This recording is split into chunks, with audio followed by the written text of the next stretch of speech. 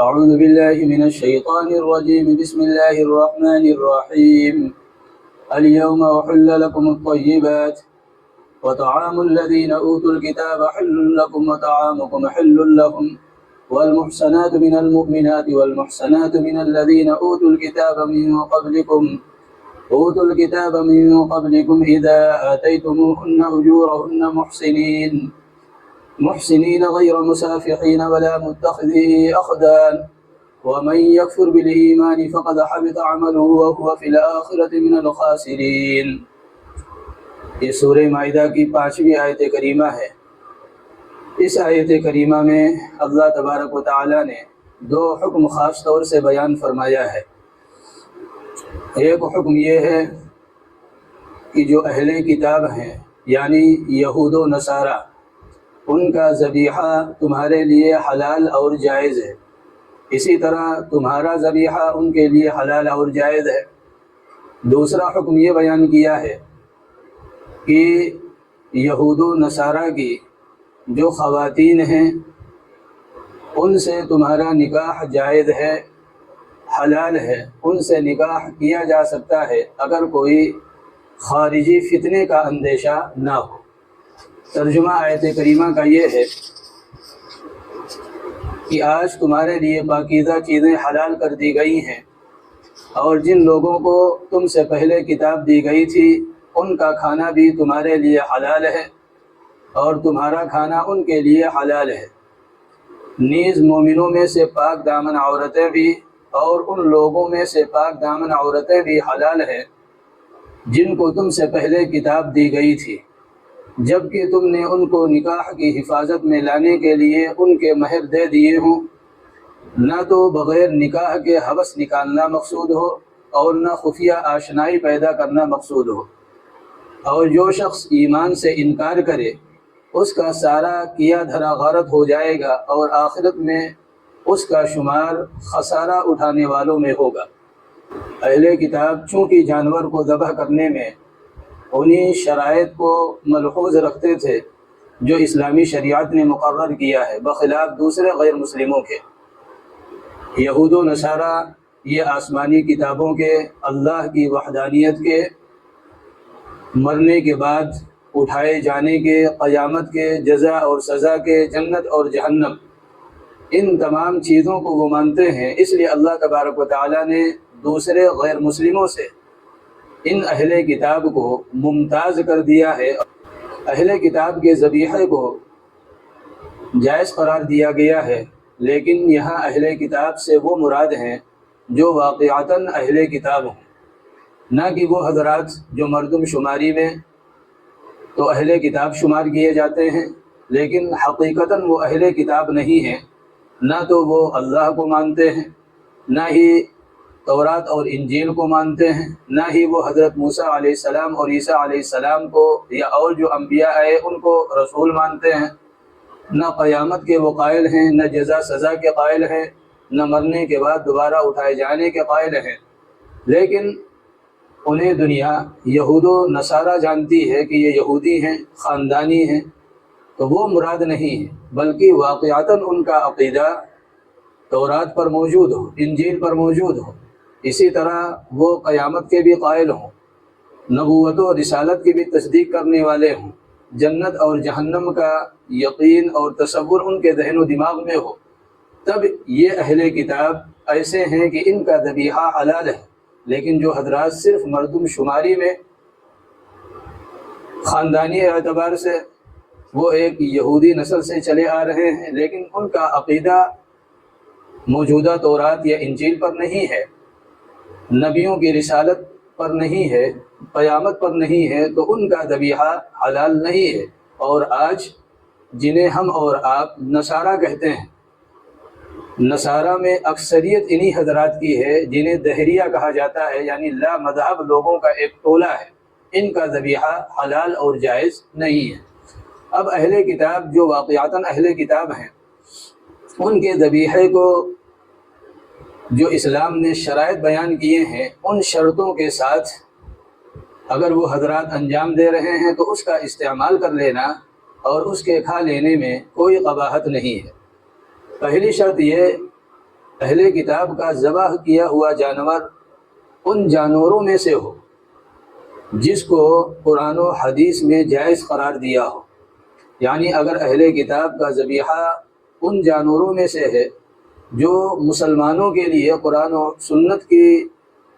تشریح کے مطابق ناجائز اور حرام قرار دیا گیا ہے، تو اس صورت میں اس جانور کا استعمال کرنا مسلمان کے لیے جائز نہیں ہے۔ پہلی شرط یہ ہے کہ جانور حلال ہو قرآن و حدیث کی روشنی میں، اس کو ذبح کر کے اگر مسلمانوں کے ساتھ سامنے پیش کریں تو اس کے کھا لینے میں کوئی قباحت نہیں ہے۔ دوسری شرط اسلام نے یہ ضروری قرار دی کہ ذبح کے وقت اللہ کا نام لیا گیا ہو، یعنی غیر اللہ کے نام پر جانور کو نہ ذبح کیا گیا ہو، غیر اللہ کا تقرب مقصود نہ ہو بلکہ اللہ کے نام پر اسے ذبح کیا گیا ہو، تو اس صورت میں اس جانور کا استعمال کرنا ایک مسلمان کے لیے جائز ہے، اگرچہ اس جانور کو ذبح کیا ہو یہود و نصارہ یعنی اہل کتاب نے۔ اب اس جانور پر جو اللہ کا نام لیا گیا وہ ہمارے یہاں تو بسم اللہ اللہ اکبر ہے، لیکن یہود و نصارہ یہوا یا اس طرح کا کوئی لفظ استعمال کرتے ہیں جس سے مراد اللہ تبارک و تعالیٰ کی ذات ہے، تو وہ اگر اپنے دین کے مطابق یا اپنی زبان کے مطابق جس نام سے بھی اللہ کو یاد کرتے ہیں، ذبح کے وقت اگر وہ نام انہوں نے لیا ہے اس پر، تو اس کا استعمال کرنا ایمان والے کے لیے جائز ہے۔ اس کے بعد تیسری شرط یہ بیان کی کہ وہ اصلاً یہودی ہوں، یعنی اصلاً یہودی ہوں، ایسا نہ ہو کہ وہ اسلام سے مرتد ہو کر اسلام کو چھوڑ کر یہودی یا نصرانی بن گئے ہوں۔ اس لیے کہ جو شخص اسلام چھوڑ کر کسی اور مذہب میں داخل ہو اسے مرتد کہا جاتا ہے، اور مرتد کا ذبیحہ ایمان والے کے لیے جائز نہیں ہے، اس کے الگ ایک احکام ہے، اس کی ایک الگ سزا ہے۔ لہذا یہ تین شرطیں بیان کی گئیں۔ پہلی شرط یہ کہ وہ جانور ان جانوروں میں سے ہو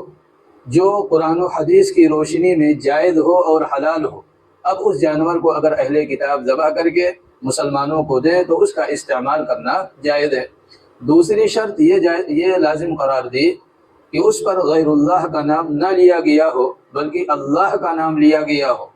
اور یہودی زبان اپنی زبان میں اللہ کو جس نام سے بھی یاد کرتے ہوں، ذبح کے وقت اگر وہ نام لے لیں تو وہ ذبیحہ حلال ہوگا، جائز ہوگا، اور مسلمان اس کو استعمال کر سکتا ہے۔ تیسری شرط یہ لازم اور ضروری قرار دی کہ وہ اصلاً یہود و نصارہ ہوں، نہ کہ اسلام سے نکل کر وہ نصرانیت یا یہودیت میں داخل ہوئے ہوں۔ ان تین شرطوں کے ساتھ اگر اہل کتاب آپ کے سامنے اپنا ذبیحہ پیش کریں تو اس میں سے آپ استعمال کر سکتے ہیں، اسلام اسے جائز قرار دیتا ہے۔ دوسرا حکم اس میں یہ بیان کیا کہ اہل کتاب کی جو خواتین ہیں، جو عورتیں ہیں، وہ اگر شریف الطبع ہیں، پاکیزہ ہیں، تو ان کا نکاح ایک ایمان والے کے ساتھ ہو سکتا ہے، یعنی ایک مسلمان مرد اہل کتاب کی جو عورتیں ہیں ان سے کر سکتا ہے، یہ جائز اور حلال ہے۔ یہاں پر بھی اللہ تبارک و تعالیٰ نے جس طرح ان ذبیحے میں اہل کتاب کو ممتاز کیا دوسرے کافروں کے مقابلے میں، اسی طرح یہاں پر بھی نکاح کے سلسلے میں اہل یہود اور اہل نصارہ کو دوسرے مشرکین سے الگ اور ممتاز حیثیت دی ہے۔ اور یہاں پر اللہ نے جو کتابی عورت سے نکاح کی اجازت دی، بظاہر حکمت یہ معلوم ہوتی ہے مفسرین کے نزدیک کہ چونکہ جب یہ اللہ کی وحدانیت کو بھی مانتے ہیں، رسالت کو بھی مانتے ہیں، آخرت کو بھی مانتے ہیں، مرنے کے بعد اٹھائے جانے والا جو معاملہ ہے اس کو بھی مانتے ہیں، تو یہ اقرب الی الاسلام ہے۔ اب جب ان کی خواتین کو آپ نکاح میں لیں گے تو پھر جو عقلی دلائل ہیں یا نقلی دلائل ہیں، اسلام کی جو قوی حجتیں ہیں، جب ان کے سامنے بیان کیا جائے گا تو اس صورت میں بہت حد تک یہ امید کی جا سکتی ہے کہ یہ اسلام کی طرف مائل ہو جائیں اور اسلام میں داخل ہو جائیں، بخلاف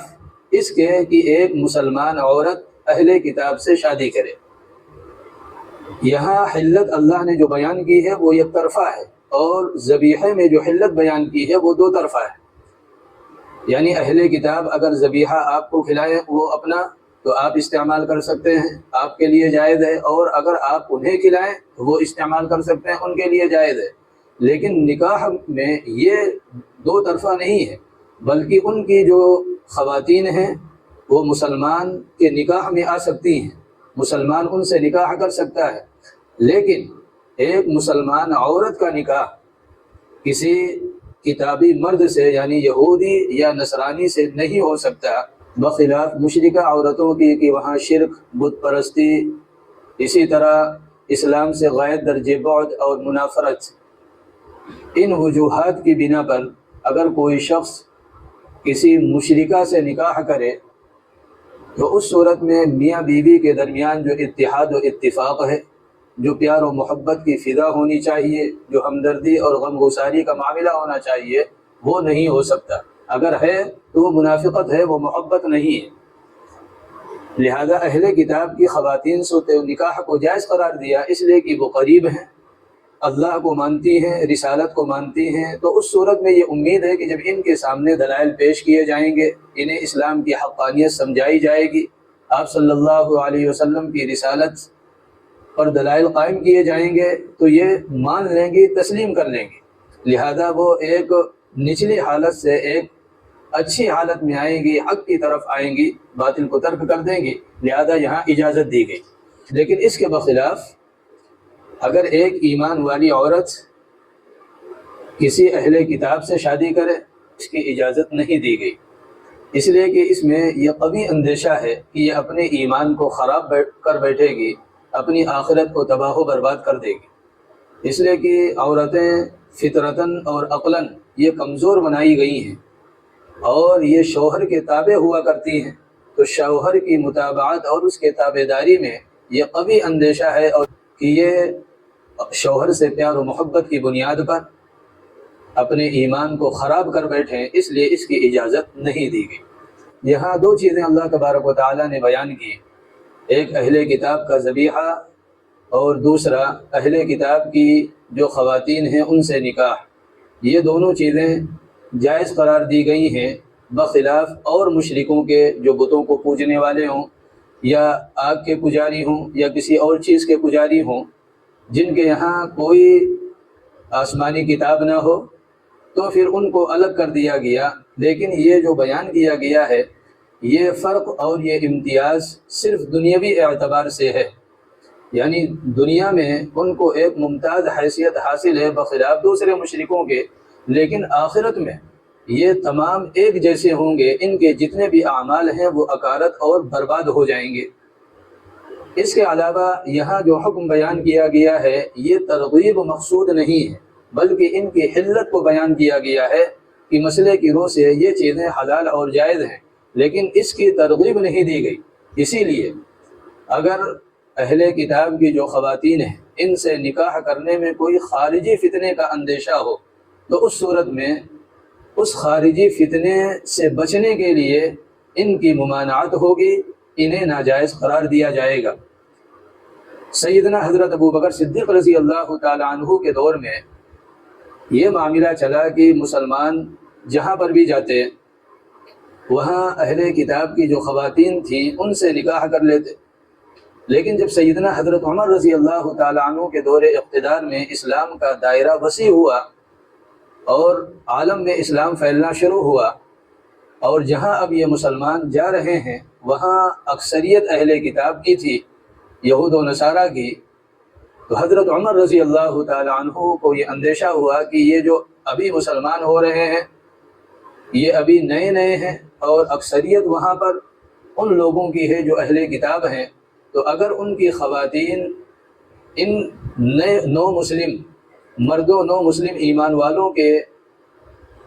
نکاح میں آئیں گی تو اس صورت میں خطرہ ہے کہ یہ کہیں اپنا دین ایمان خراب نہ کر بیٹھیں، اس لیے حضرت عمر رضی اللہ تعالیٰ عنہ نے اس خارجی فتنے کی وجہ سے وقتی طور پر منع فرما دیا تھا۔ تو یہ اگر خارجی فتنے کا ذریعہ اور سبب بن جائے، کوئی خارجی فتنہ ایسا ہو کہ ان سے نکاح کرنے میں آدمی اپنا ایمان اپنا عقیدہ خراب کر بیٹھے، تو اس صورت میں یہ ناجائز ہے۔ یہاں ایک بات اور سمجھنی چاہیے کہ معاشرے کے اندر بہت سے افراد ایسے اب اس وقت ملیں گے اور ایسی ذہنیت بن رہی ہے کہ بھائی ہم کہیں بھی نکاح کریں ہم آزاد ہیں،